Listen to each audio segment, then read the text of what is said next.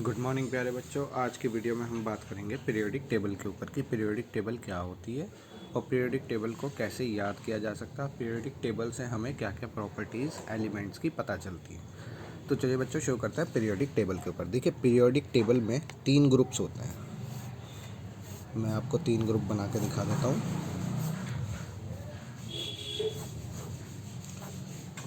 1 2 3 4 5। 1 2 3 4 5 6 7 8 9 और 2। देखिए periodic table की जो संरचना होती है वो इस तरह से होती है। ये जो वर्टिकल लाइंस हैं ये कहलाती हैं आपकी ग्रुप। ठीक है, ये कितने ग्रुप हो गए? देखिए यहाँ पर हैं 2, यहाँ हैं 10 और यहाँ पर हैं 6। तो टोटल कितने ग्रुप हो गए? ग्रुप हो गए आपके 18। इसी तरीके से वर्टिकल लाइंस भी प्रेजेंट होती हैं। वर्टिकल लाइंस को कहते हैं पीरियड। ये सब में बराबर होंगी।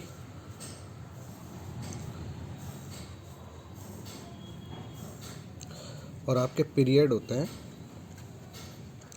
7। तो आपको पता चल गया पीरियोडिक टेबल के अंदर ग्रुप कितने होते हैं? 18 और पीरियड होते हैं आपके 7। अब देखिए बहुत इंटरेस्टिंग चीज़, जो ये ग्रुप है जिसको मैंने इस तरह से दिखाया है, ये कहलाता है आपका S, ये कहलाएगा आपका D और ये कहलाएगा आपका P। S, D और P ग्रुप है। S ग्रुप एलिमेंट्स, जो भी एलिमेंट यहाँ भरे होंगे, D ग्रुप एलिमेंट और P ग्रुप एलिमेंट। ठीक है बच्चों, अब इसमें एक चीज़ इम्पॉर्टेंट है, ये होंगे आपके मेटल, ये होंगे आपके मेटल। यहाँ पर मेटल लॉइड्स और नॉन मेटल। इस ग्रुप के अंदर जो पी ग्रुप है इसके अंदर आपको मिलेंगे मेटलॉइड्स और नॉन मेटल्स। इसमें मिलेंगे मेटल और इसमें भी आपको मेटल। अब इसके अंदर जो इम्पॉर्टेंट चीज़ होती है वो क्या होती हैं? वो होती हैं आपकी बहुत सारी प्रॉपर्टीज़, जैसे आयनाइजेशन प्रॉपर्टीज़ और आपकी क्या कहते हैं रिएक्टिविटी और इलेक्ट्रॉन एफिनिटी। आपकी जितनी भी प्रॉपर्टीज़ होती हैं वो आपकी पीरियोडिक टेबल के अंदर डिपेंड होती है।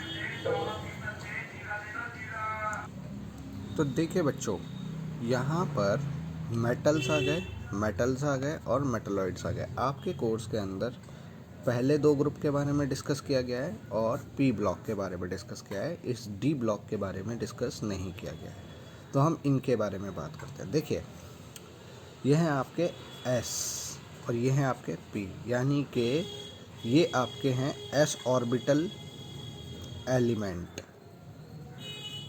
ये हैं आपके पी ऑर्बिटल एलिमेंट्स। अब देखिए आपने पढ़ा होगा कि बहुत सारे एलिमेंट्स होते हैं। आपने पढ़ा है hydrogen, helium, lithium, magnesium, beryllium.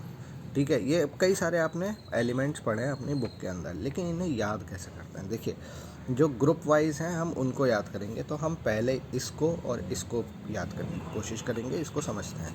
ठीक है बच्चों, चलिए मैं यहाँ पर एस ग्रुप बनाता हूँ। पहले ये मैंने एस ग्रुप बना दिया है आपका। सबसे पहला एलिमेंट आपको पता है हाइड्रोजन होता है। ठीक है, उसके बाद आता है उसके नीचे लिथियम, फिर सोडियम, फिर पोटेशियम, फिर रुबीडियम, फिर सीजियम और फिर फ्रांसियम। इसके बाद जब दूसरे ग्रुप में जाते हैं तो लिथियम के सामने होता है beryllium, magnesium, calcium, strontium, barium और रेडियम। ठीक है बच्चों, ये पहला ग्रुप है और दूसरा ग्रुप है। This is first group, this is second group. ठीक है बच्चों, यहाँ पे समझ में आ गया। अब देखिए ये आपको याद कैसे करना है। इसको याद करने का बहुत अच्छा तरीका है। इसका नाम क्या है? हाइड्रोजन। ठीक है, इसको जोड़ दीजिए, इसे लिख दीजिए रोड,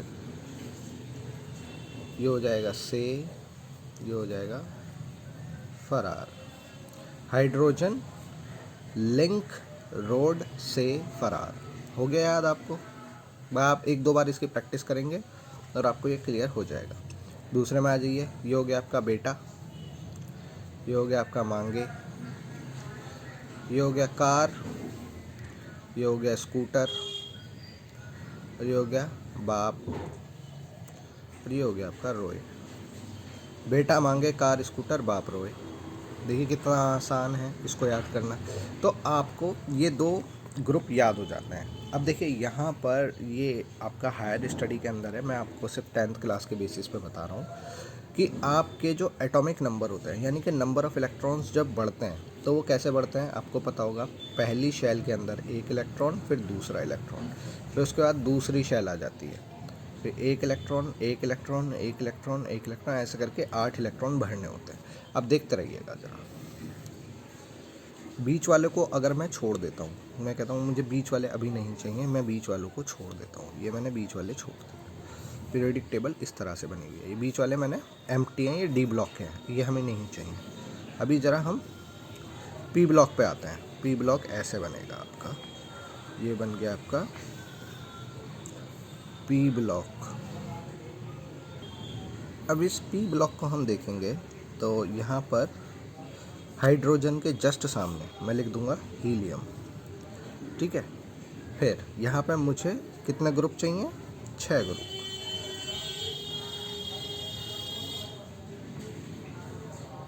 ये लीजिए मेरे 6 ग्रुप तैयार हो गए, ठीक है। तो बेरिलियम के बाद, ये बेरिलियम है, इसके बाद आता है आपका बोरॉन, फिर आता है कार्बन, नाइट्रोजन, ऑक्सीजन, फ्लोरीन और नियॉन, ठीक है बच्चों।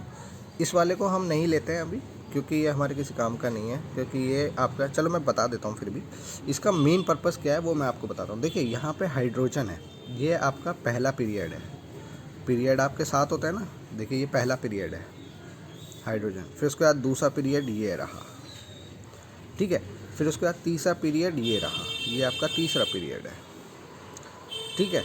अब देखिएगा पहली शेल के अंदर कितने इलेक्ट्रॉन आते हैं, 2 ना, हाइड्रोजन और हीलियम। देखिए पहली शेल के अंदर 1 होगा तो हाइड्रोजन, 2 होंगे, 1 और 2 तो आपका हीलियम। फिर जैसे ही आपका तीसरा इलेक्ट्रॉन आता है वो दूसरी शेल के अंदर जाता है, यानी कि देखिए ये नीचे आ जाएगा, अब दूसरे पीरियड के अंदर आ जाएगा। अगर मैं लिथियम की बात करता हूँ तो लिथियम मुझे कैसा दिखाई देगा, ये हो गया न्यूक्लियस, ये पहली शेल, 1 इलेक्ट्रॉन, 2 इलेक्ट्रॉन और ये तीसरा। देखिए शेल बढ़ गई ना, इसी तरीके से पीरियड नीचे उतर गए, पहले हाइड्रोजन में थे, हीलियम में थे, और जैसे ही तीसरा इलेक्ट्रॉन आया आपका लिथियम आ गया। देखिए number, atomic number 1 2 3 4, number of electron बढ़ रहे हैं, 5 6 7 8 9 और 10, पता चला। अब देखिए इनको याद करने का तरीका देखिए, बोरोन, उसके बाद आएगा एल्यूमिनियम, फिर आएगा आपका गैलियम, फिर इंडियम, फिर टेलुरियम, ठीक है। देन उसके बाद आएगा carbon, silicon, germanium, tin, lead, phosphorus, arsenic, antimony, bismuth.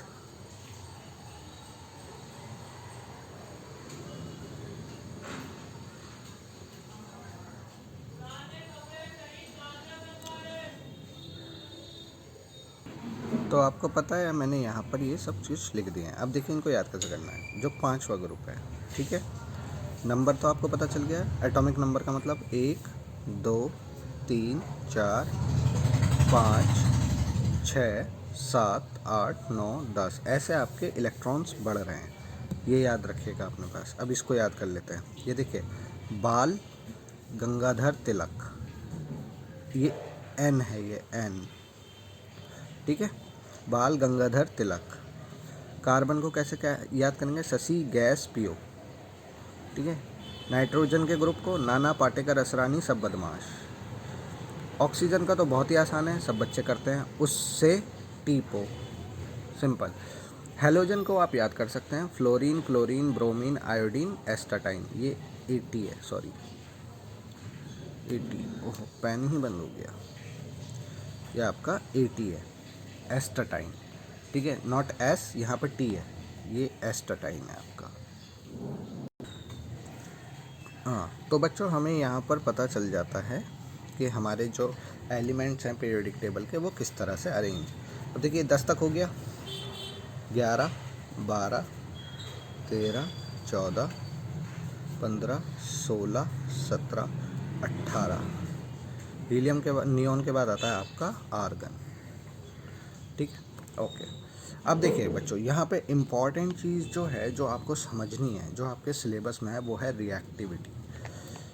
ये आपको पता चल गया ग्रुप, ये आपको पता चल गया पीरियड, ये आपको मैंने याद करने भी बता दी कैसे आपको पीरियोडिक टेबल याद करनी है, ठीक है, बहुत आसान से। अब यहाँ पर देखिएगा, जहाँ मैं आपको कुछ दिखाता हूँ, इस पैटर्न को याद करना है आपने, ये पैटर्न आपको याद रहना चाहिए।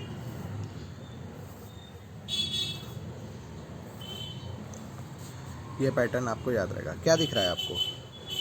ये सर्कल जब नीचे जा रहे हैं तो बड़ा होता जा रहा है, बिगर होता जा रहा है, बिगर इन साइज, ठीक है। जब इधर जाएंगे तो क्या होगा?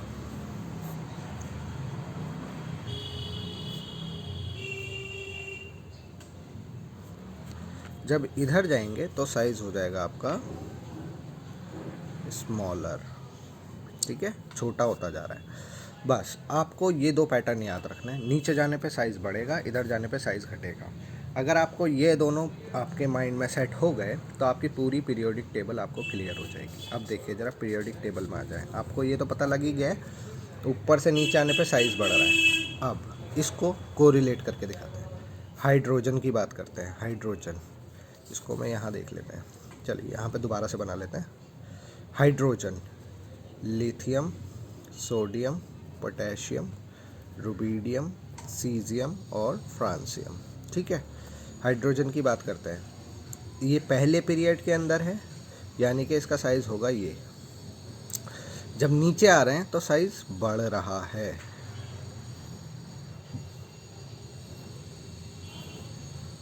दिख गया आपको बच्चों? नीचे आने पर साइज़ बढ़ रहा है। अब जब साइज़ बढ़ रहा है तो क्या हो रहा है? देखिए जब साइज़ बढ़ता है ना तो रिएक्टिविटी बढ़ती है, इंक्रीज़ करेगी, बढ़ेगी। क्यों बढ़ेगी? इसका रीज़न बताता हूँ क्यों बढ़ेगी। देखिए आपको पता होगा कि एटम के अंदर न्यूक्लियस होता है, न्यूक्लियस पॉजिटिव है, उसके चारों तरफ इलेक्ट्रॉन घूम रहे हैं। अब न्यूक्लियस क्या है? पॉजिटिव है, ये नेगेटिव हैं, तो पॉजिटिव और नेगेटिव फोर्स लगती है आपस में, जिसे हम कूलाम फोर्स कहते हैं। कूलाम फोर्स पॉजिटिव नेगेटिव को खींचता है अपनी तरफ, ठीक है, ये आपको पता है। अब देखिएगा जैसे जैसे साइज़ बढ़ता जाएगा, साइज़ बढ़ रहा है और साइज़ बढ़ गया, तो ये जो फोर्स है जो यहाँ पर लग रही होगी इलेक्ट्रॉन ये, ठीक है, वो यहाँ पर लगने वाली फोर्स, जो यहाँ फोर्स लग रही होगी इन दोनों के बीच में, और जो फोर्स यहाँ लग रही है, ये फोर्स कम है, ये फोर्स ज़्यादा है। इसे ऐसे समझिए, आपका एक दोस्त आपके पास खड़ा है, आप उसे पकड़ सकते हो बहुत मजबूती से, लेकिन आपका कोई दोस्त दूर खड़ा है तो आप उसके पास जाओगे तब उसे पकड़ के लेके आओगे, या फिर आप उसको कहोगे कि भाई रुक जा वहीं पर। आपकी आवाज़ में और आपको पकड़ के रखने में, मतलब आपने अपने दोस्त को पकड़ रखा है, उसमें ज़्यादा डिफरेंस है। तो देखिए यहाँ पर ये फोर्स कम है पॉजिटिव और नेगेटिव के बीच में, जबकि यहाँ पॉजिटिव और नेगेटिव के बीच में फोर्स ज़्यादा है। अब जब पॉजिटिव और नेगेटिव के बीच में फोर्स कम है तो ये इलेक्ट्रॉन ईजिली निकल सकता है। कैसे निकलेगा? मैंने आपको बताया था कि थोड़ी सी एनर्जी दीजिए आप शेल के इलेक्ट्रॉन को और इलेक्ट्रॉन बाहर चला जाता है। जो ये आउटर मोस्ट शेल होती है ना, आउटर मोस्ट शेल, यही रेस्पॉन्सिबल होती है किसी भी रिएक्शन के लिए, ठीक है। तो जब इलेक्ट्रॉन ईजिली निकल सकता है, जब इलेक्ट्रॉन ईजिली निकल जाएगा तो यहाँ पर रिएक्टिविटी, यानी कि वो रिएक्शन बहुत तेज़ी से करेगा, रिएक्शन बहुत तेज़ी से देगा, तो इसका मतलब उसकी रिएक्टिविटी बढ़ जाएगी। तो रिएक्टिविटी बच्चों पता चली, रिएक्टिविटी नीचे जाने पे बढ़ती है। आप अपने बुक के अंदर देखना, आपको पता चलेगा कि पोटेशियम की रिएक्टिविटी ज़्यादा है सोडियम से। क्यों ज़्यादा है? क्योंकि इसका साइज़ भी बड़ा है, ठीक है। हालांकि इनके अंदर, सबके अंदर बाहरी शेल में एक इलेक्ट्रॉन है, ठीक है, चलिए वो आगे बाद में बताएंगे। फ़िलहाल के लिए इतना ही। आपको ये पता चल गया कि रिएक्टिविटी क्या होती है, साइज़ पता चल गया किसका साइज़ बड़ा होगा, जिसका साइज़ बड़ा होगा उसकी रिएक्टिविटी ज़्यादा होगी, इधर जाने पे साइज़ घटेगा। अगर मैं कहता हूँ लिथियम और बेरिलियम, ठीक है, वहाँ से बोरोन, कार्बन, नियॉन, ऑक्सीजन और फ्लोरीन, अगर मैं ऐसे आ रहा हूँ तो साइज़ मेरा सबसे छोटा इसका मिलेगा मुझे। जिसका साइज़ छोटा होगा, ठीक है, यही आपका जो फ्लोरीन है ये मोस्ट इलेक्ट्रोनेगेटिव एलिमेंट है। ये याद कर लीजिए, पूरी पीरियोडिक टेबल के अंदर सबसे ज़्यादा इलेक्ट्रोनेगेटिव एलिमेंट ये है, फ्लोरीन। ठीक है, इलेक्ट्रो पॉजिटिव कौन सा होगा? देखिए, पॉजिटिव का मतलब जो इलेक्ट्रॉन जल्दी दे, नेगेटिव का मतलब जो इलेक्ट्रॉन को जल्दी ले, खींचे अपनी तरफ। वो अभी आपको पता चल जाएगा। देखिए, साइज़ के ऊपर है, सब चीज़ साइज़ के ऊपर डिपेंड कर रही है। साइज़ ही आपको सब कुछ बताता जाएगा। चलिए इसको भी बता देते हैं कैसे।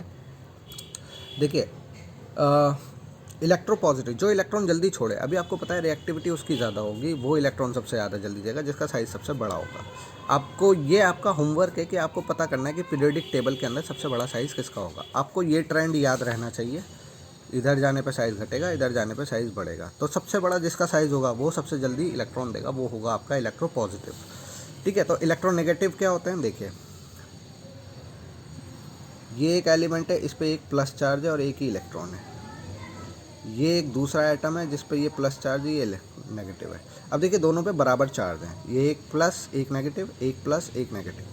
अब यहाँ पर देखिए, इसकी जो पावर होगी, जो ये पॉजिटिव की पावर है, इसको जो खींचने में लगा रही होगी, इस वाले इलेक्ट्रॉन को पॉजिटिव की तरफ और इस वाले इलेक्ट्रॉन को पॉजिटिव, किस में ज़्यादा तेज़ लगेगी? इसमें। क्योंकि देखिए, इस पॉजिटिव को आप सोचिए कि ये एक मैग्नेट है, ये एक चुंबक है। ठीक है, अब चुंबक को आपको पता है, चुंबक के चारों तरफ अगर मैं कीले रख देता हूँ, नेल्स, ठीक है, तो ये इसको खींचेगा, ये सब इसकी तरफ खींचने लगेंगी। ठीक है, अब देखिए, दोनों की चुंबक की पावर बराबर है क्योंकि एक प्लस का चार्ज है। ठीक है, लेकिन यहाँ पे जो कीले रखी हुई हैं, एक जगह पे कीले रखी हुई हैं पास में इतनी दूरी पर, और एक जगह पे रखी हैं इतनी दूरी पर। ठीक है, अब यहाँ जो कीले रखी हुई हैं ये तो जल्दी से खींचेंगी, लेकिन अगर यहाँ पे आसपास में कुछ और भी रखे हुए तो वो भी खींचने लगेंगी क्योंकि पावर तो इसकी भी है अभी यहाँ तक। लेकिन यहाँ पर, यहाँ जो रखी होंगी ये तो खींच रही हैं, लेकिन यहाँ पे जो रखी हुई होंगी ये नहीं खींचेंगी। ठीक है, तो ये इलेक्ट्रॉन खींच रहा है अपनी तरफ। जब ये इलेक्ट्रॉन खींच रहा है, ये क्यों खींच रहा है? क्योंकि इसका साइज़ छोटा हो गया है। अब देखिए, यहाँ पे ये जो फ्लोरीन का साइज़ है वो सबसे छोटा है, तो ये सबसे ज़्यादा इलेक्ट्रॉन दूसरे के खींच सकता है, इसलिए ये इलेक्ट्रोनेगेटिव है। और सबसे ज़्यादा इलेक्ट्रो पॉजिटिव कौन होगा, ये आपको मुझे बताना पड़ेगा। ठीक है बच्चों, तो चलिए आज की वीडियो में बस इतना ही। आपको आई थिंक समझ में आ गया होगा कि पीरियोडिक टेबल क्या होती है और पीरियोडिक टेबल को हम किस तरह से आइडेंटिफाई करते हैं और समझते हैं। धन्यवाद।